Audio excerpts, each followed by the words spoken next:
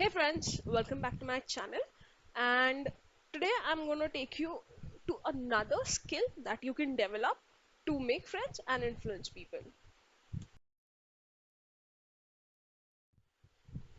Yes, the most basic thing, listening to others.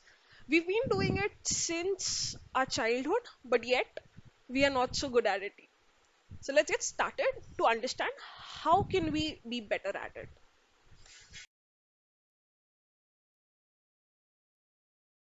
Listening is one of the highest compliments we can pay anyone. Few human beings are proof against the implied flatter of rapt attention, though.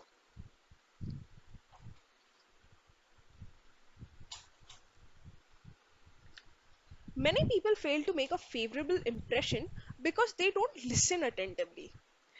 Most of the time, people are concerned with what they will say the next that the other person is going to, go off, finish saying, and they're so engrossed in it, they forget about listening attentively. They're listening, but they're not attentive about it.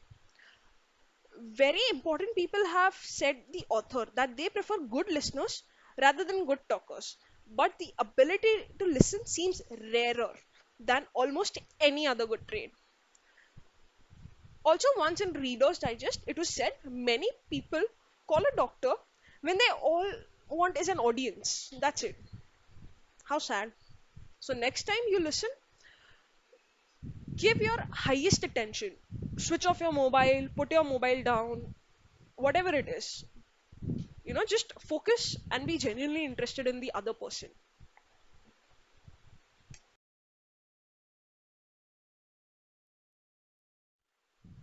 The next part I write the highlight from the chapter is that during the darkest hours of the Civil War, Lincoln wrote to an old friend in Springfield asking him to come to Washington. He said that he had some problems he wanted to discuss with him.